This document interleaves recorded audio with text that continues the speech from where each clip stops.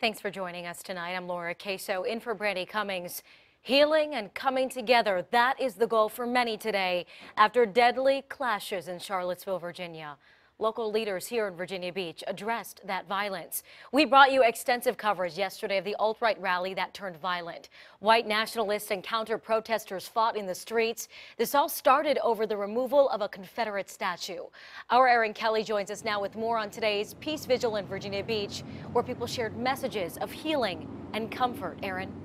And that just wrapped up a short while ago. The event was hosted by Hampton Roads Grassroots Progressive Coalition. It lasted more than an hour. It included prayers and some singing, and religious leaders, community members, and even some people who say they were in Charlottesville yesterday spoke to the crowd gathered. Organizers say they were shocked by what happened there, and they wanted to give people here in Virginia Beach the chance to grieve, recover, and figure out how to move forward.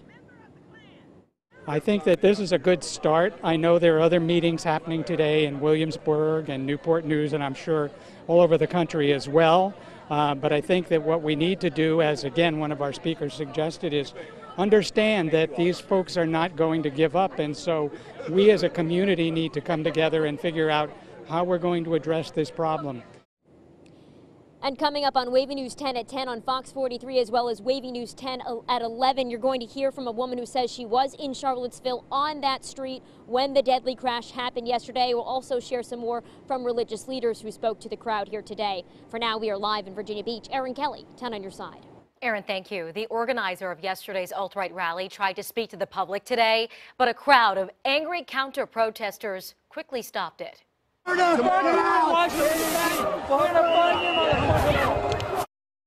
Jason Kessler ran from the podium after people punched and kicked him.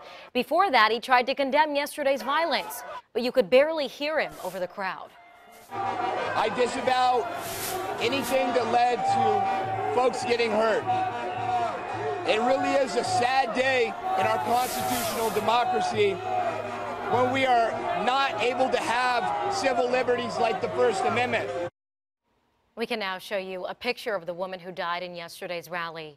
32-year-old Heather Heyer died when a car plowed into a group of counter-protesters.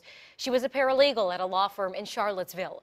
A GoFundMe page in her honor has raised more than $175,000 in just 18 hours. And now to continuing coverage of the violent clashes in Charlottesville, Virginia. Governor Terry McAuliffe was in the city this morning condemning yesterday's deadly violence. He attended church services at Mount Zion First African Baptist Church. He continued to denounce the white nationalists who organized yesterday's rally. To the white supremacists and the neo-Nazis who came to our beautiful state yesterday, there is no place for you here in Charlottesville. There is no place for you in Virginia, and there is no place for you in the United States of America.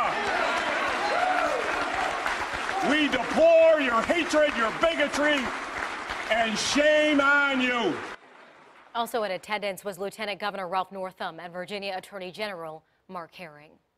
The governor also spoke about the two state troopers who died in a helicopter crash yesterday. He said he had a personal connection to both of them.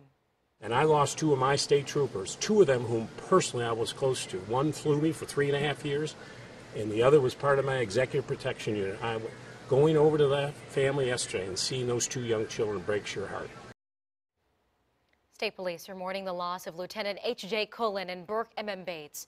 They were assisting with public safety during the rally in Charlottesville. The helicopter they were in crashed just outside the city in a wooded area.